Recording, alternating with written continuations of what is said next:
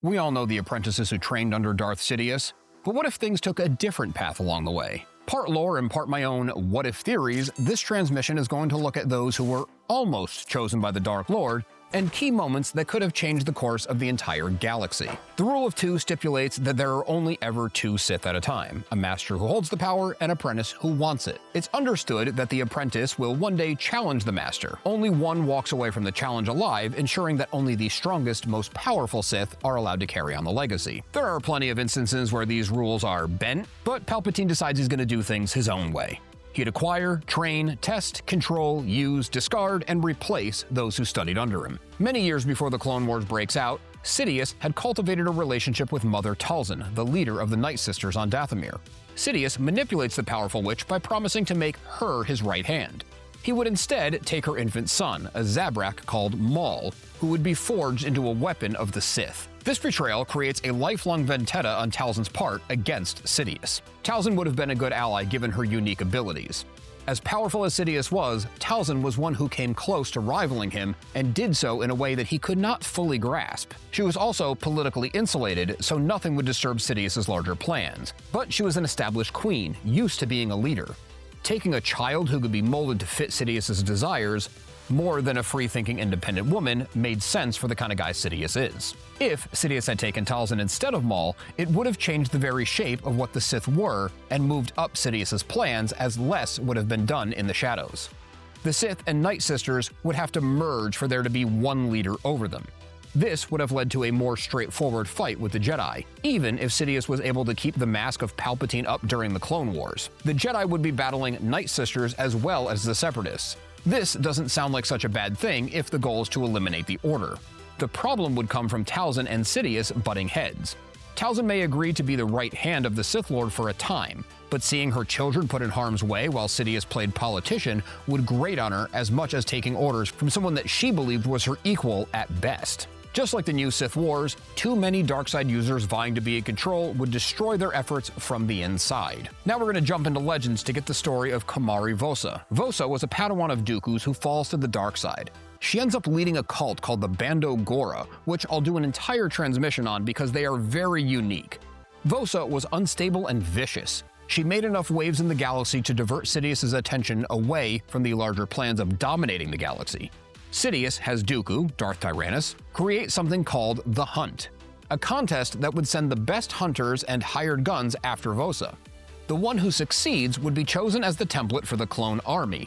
Jango Fett wins the fight with Vosa and wins the prize. Delving once again into our alternate history view of things, it would have been incredibly interesting to see Sidious embracing Vosa's vicious nature and folding her into his plans, bringing the Bando Gora with her. Instead of lighting the spark of the Clone Wars with trade disputes on Naboo, Sidious could have leveraged the drug connection of the Bando Gora to infect the core worlds and bring an era of crime and desperation to the population as a pretense for his extended powers. He could still leverage this into becoming Chancellor, and easily justify emergency powers as he has Vosa act as a massive threat that the Grand Army of the Republic would have to answer. If things had gone this way, we may have seen something like Maul's Shadow Collective much earlier in the timeline and have criminal syndicates be the opponent rather than the Separatists. The wild card here would be Vosa and her ability to follow orders to play Sidious's long game with him. She's incredibly unstable.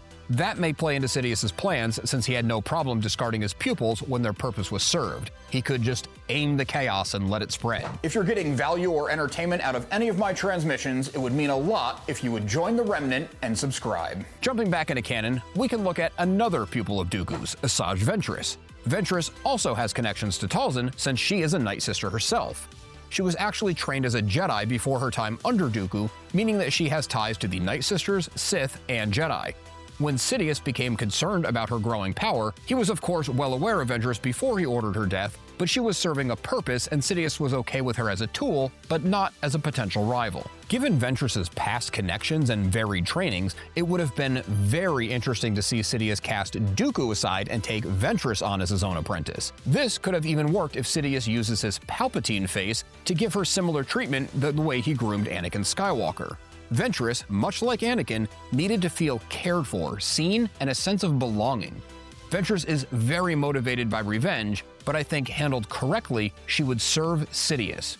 Sidious would have to throw her a bone from time to time and let her get a little bit of revenge that she was after, but this too could be aimed like a weapon and manipulated. The events of the Clone Wars would have had to be accelerated, but out of all the potential we've talked about, Ventress would have been one of the best choices for Sidious aside from what actually went down in canon. Sidious's rise to power would have been more direct, not a creeping power play that has short-sighted politicians celebrating the loss of liberty, but a hostile takeover of the galaxy. The big question after he ascends the throne would be, how long does Ventress have to live? Would she be able to survive another master turning on her? If she did, what would that do to her psyche? There's a very cool story here where she does survive and becomes leader in the rebellion trying to erase past mistakes. But more likely than not, Sidious would still have gone after Anakin as his pupil, and Vader's first act would have been in eliminating Ventress. That is a fight that I'd like to see. During the Battle of Endor, when Luke turns himself over to Vader and is brought in before the Emperor, Sidious has a couple plans in play. The first is goading Luke into striking Vader down and taking his place as Sidious's side as his apprentice. Sidious would have another Skywalker, one mostly whole and almost as powerful as Anakin might have been had he not got burned up on Mustafar. The other plan was to have Luke give in to his anger and strike Sidious down. Sidious would use the dark art of Sith essence transfer and possess Luke's body. As powerful as Luke was in the Force, I don't think this time in his training he would have been ready for such a thing, and Sidious would then be able to control a Skywalker, eliminating his biggest threat and also gaining a much more powerful and younger body. To get the quick one out of the way, if Sidious was able to take over the body of a Skywalker, he would be pretty much unstoppable. The Force answered his rising power in creating Anakin, an attempt to restore balance, but the overwhelming corruption of the dark side in turning Anakin into Darth Vader and then controlling another would likely have seen the Sith rule things for generations, probably Palpatine himself, as this would have been a great play to extend his life way beyond that of a normal mortal human. The galaxy would have been all but lost had this been successful. The more interesting and nuanced story is Luke giving into his anger and killing his own father. This would end up being a be careful what you wish for scenario for Sidious. Just because Luke would give into his anger and kill Vader does not necessarily mean that he'd be ready to bend the knee to Sidious. He may kill one and then go for the other. That could lead us back to Sidious controlling Luke's body. There's a plausible scenario where Luke wins the fight. Sidious did not see Vader turning on him and tossing him into that shaft on the battle station, so maybe he wouldn't see Luke turning his green blade to him directly after eliminating Vader. Luke may also have accepted his place at Sidious's side since he still had much to learn about the Force. Without caring about the ancient rule of two of the Sith, Luke would eventually challenge Sidious for supremacy and would surely win. If Vader was intact and not kept in limiting armor after being burned nearly to death, Darth Vader would have overthrown Sidious himself a bunch of times by the time we make it to Return of the Jedi. Luke challenging Sidious may not end in a quiet duel between two powerful Force users either. There could be another civil war in the galaxy, not one of good versus evil, but the Galactic Empire and the Skywalker reformists, we'll call them. Luke may have fallen to the dark side by now, but that does not mean that he'd become a Sith necessarily. He could have just as much hate for the Ancient Order as anything else.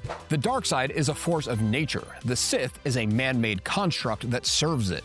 The galaxy could very well fall under Luke Skywalker's rule, but it would be in trading one emperor for another. The only real hope would probably be Leia turning Luke back to the light, as Luke did for Vader.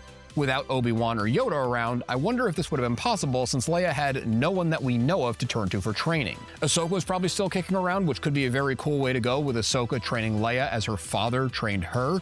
Kind of completing the circle and then turning Luke back to the light. That's actually a what if that I'd really like to see. Looking back at all of Sidious's apprentices and almost apprentices, we see Sidious is very consistent in his behavior.